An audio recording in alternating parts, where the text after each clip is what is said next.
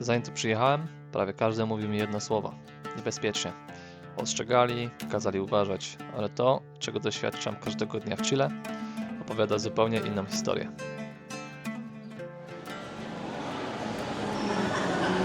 Raz, dwa, trzy, raz, dwa, trzy. Witam Ciebie na moim kanale. Dzisiaj chciałem porozmawiać o tym, jak mnie traktują Chilijczycy. Jeśli przyszedłeś tutaj z takimi oczekiwaniami, że Ci powiem, jak tu jest niebezpiecznie, czy miałem już sytuację, że ktoś mnie okradł, no to muszę Cię rozczarować, ale nie będę mówił o tym, ponieważ nie miałem takiej sytuacji. Żyję tutaj już 8 miesięcy i nie miałem sytuacji, że się czułem zagrożony. Także wybacz. Mam nadzieję, że zostaniesz, posłuchasz, jak to jest w moim przypadku. Więc zacznijmy od mojego lotu do Santiago z Madrytu. To był lot, w którym po prostu był miks ludzi. Tam było dużo Europejczyków, dużo ludzi ze Stanów Zjednoczonych. No i tam praktycznie ciężko mi było powiedzieć, ponieważ to był lot 13,5 godziny i większość czasu spałem. Lot był o północy i tak naprawdę nad ranem się obudziłem już przed samym lądowaniem. Moje pierwsze taka styczność typowo z Chilijczykami była w samolocie z Santiago do La Sereny. Tam po prostu czułem się, jakbym gdzieś odłączył się od wycieczki. Oczywiście z przymrużeniem oka, ponieważ sami Chilijczycy patrzyli na mnie właśnie w ten sposób, jakbym gdzieś się zgubił i do innego samolotu wszedł. Ale w takim pozytywnym sensie. Nie odczułem jakiejś wrogości, żeby ktoś na mnie krzywo patrzył. Bardziej byli zaskoczeni, co ja robię w tym samolocie. I już tam, w tym samolocie miałem sytuację, gdzie usiadłem koło takiej starszej pani i dosłownie godzinę rozmawialiśmy. Ona nic po angielsku, ja nic po hiszpańsku. Na szczęście udało mi się kupić taki pakiet w samolocie, gdzie mogłem podłączyć się pod Wi-Fi. Tylko to był taki pakiet, że mogłem pisać wiadomości. Ale sprytnie udało mi się po prostu wpisywać wiadomość w tym okienku, gdzie się wpisuje wiadomość na WhatsAppie i tam robiłem tłumaczenie. No i ona też mi tłumaczyła. Przez godzinę po prostu tyle, co dostałem serdeczności i ciepła, no to musiałbym sięgnąć pamięcią daleko, kiedy miałem tak dużo ciepła od jakiejś osoby obcej. To już był taki dla mnie pierwszy sygnał, że pomyślałem sobie, zapowiada się dobrze.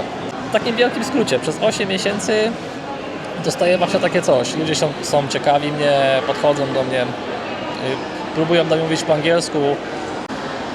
Jak jestem właśnie w restauracjach, to ludzie uśmiechają się często, spoglądają. To jest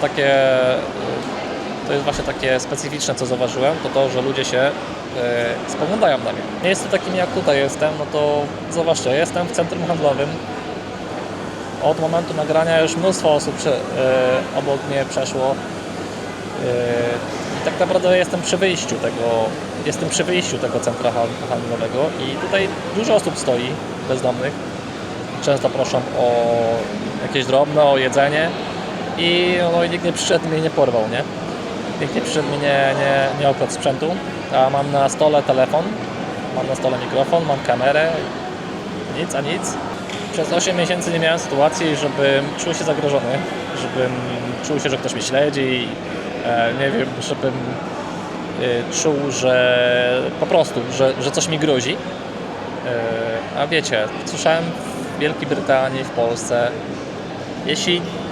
żebym was nie skłamał, 98% ludzi mi mówiło, że mnie okradną, że ogólnie że ogólnie Chile jest bardzo niebezpieczne, że wstąpię do kartelu. Nawet słyszałem, że wstąpię do kartelu i że będę wam wysyłał jakieś substancje.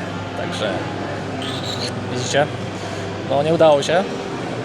Jeszcze raz muszę przeprosić tych, co rozczarowałem. Nie było takiej sytuacji. Miałem tylko jedną sytuację, ale to był pan chyba, który miał w ogóle zły dzień, bezdomny pan i była taka sytuacja, w której jechałem autem na siłownię, odwiozłem swoją partnerkę do jej przyjaciół, jadę sobie spokojnie zamyślony i nagle wyskakuje jakiś pan, nie wiem, coś miał w ręku i imituje, że chce coś rzucić. Potem spojrzałem w lusterko i widziałem, że tam po prostu miał zły dzień. Miał.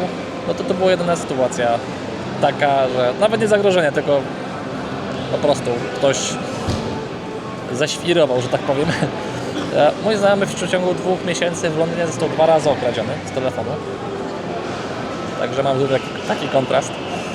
No ale wiecie, często dostajemy taki materiał na YouTubie, gdzie ktoś przyjeżdża, na przykład pokazuje południową Amerykę tylko z tej złej strony. Pokazują niebezpieczne dzielnice, macie się bać. Nie wiem, idzie i spogląda za siebie, o, ktoś mnie śledzi. W naszej naturze jest to, że ludzie to wyczują, że ktoś kombinuje, że ktoś gra, że ktoś robi tylko coś na pokaz. To jest na tyle. Nie mam nic więcej do dodania, ponieważ to jest to wszystko, co dostaję od Chilijczyków. Dostaję dobre rzeczy. No i wybacz, jeśli Cię zawiodłem, nie powiedziałem Ci o czymś bardzo niebezpiecznym, żebyś się bała. Także pozdrawiam. Z tej strony Papa de Polonia. Zapraszam do śledzenia. Zapraszam do nie bania się i nie słuchania kogoś, kto ma jakieś tam w głowie limitacje.